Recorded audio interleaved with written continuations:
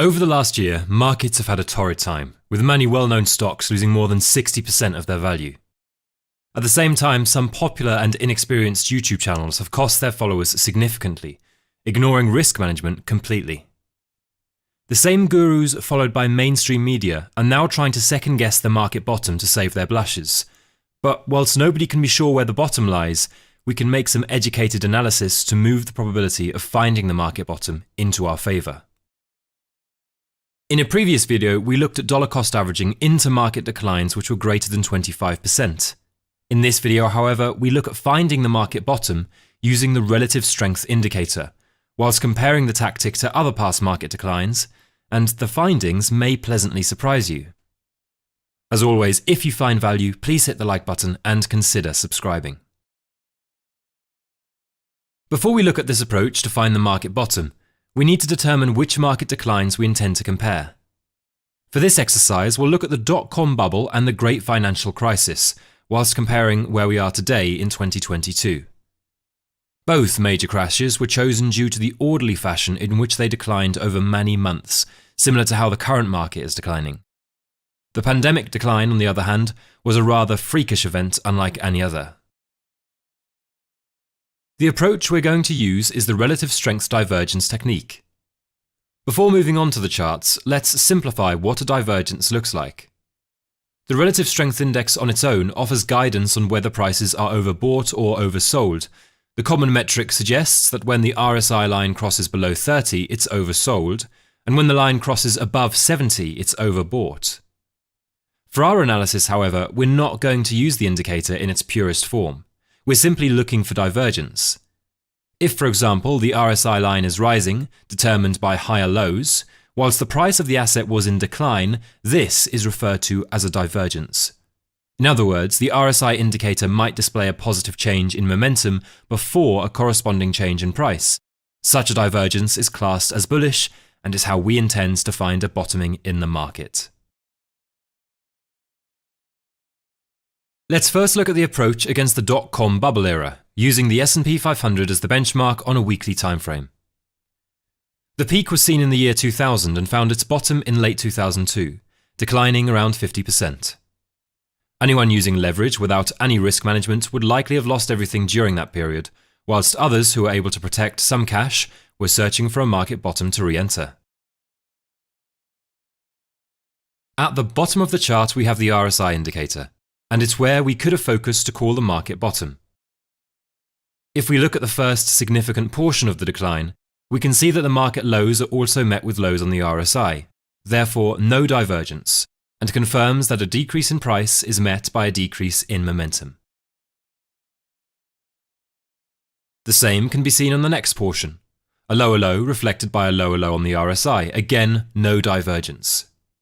The next low is again equally matched with lower lows on the RSI. It's only on the next price lows that we finally see a divergence, when the RSI instead made a higher low and marked the bottom of the market. What's also interesting is that we could have used similar divergence to find the market top prior to the decline. For example, here we see prices making a few higher highs, however it is met with the RSI making lower highs, confirming a bearish divergence and thereby suggesting that the rising prices were losing momentum. Next, we use the same process, but this time for the Great Financial Crisis. Prices peaked in October 2007 and declined around 50% by March 2009, marking a 17-month bear market. This time, let's start with the market top. Here we see a few higher highs at the peak, whereas the RSI provided lower highs over the same period. This again confirmed a bearish divergence and could have provided a great opportunity to exit the market.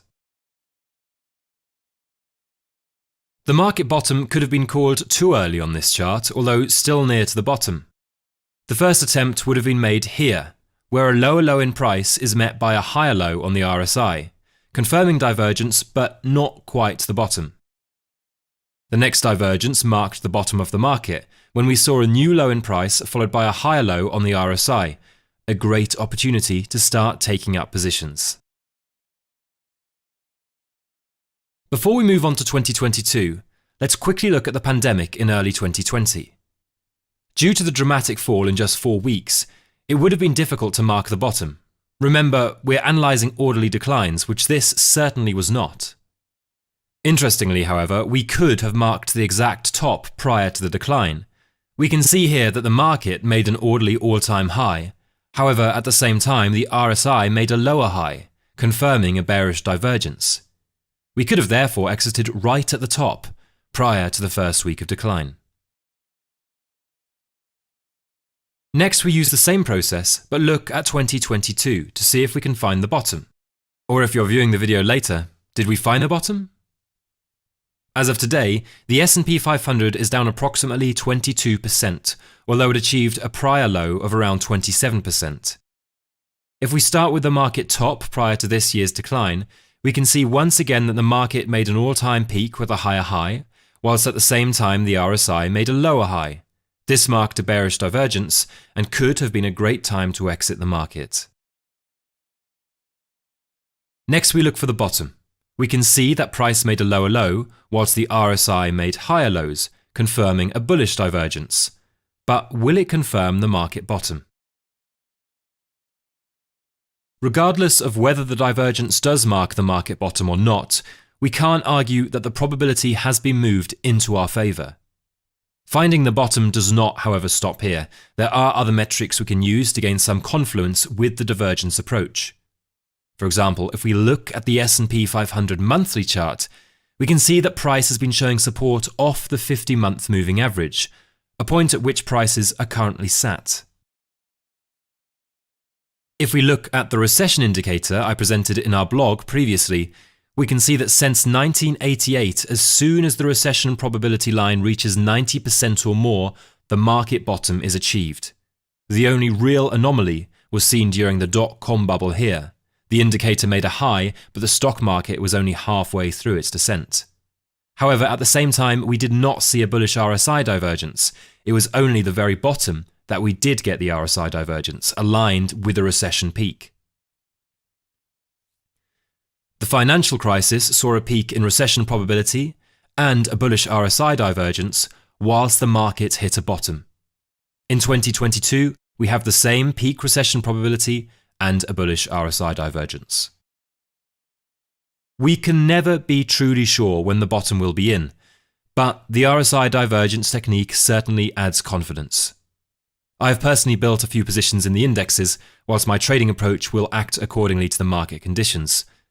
For those interested in following my approach and taking advantage of the coming bull market, why not join our group using the links below? Thanks for watching.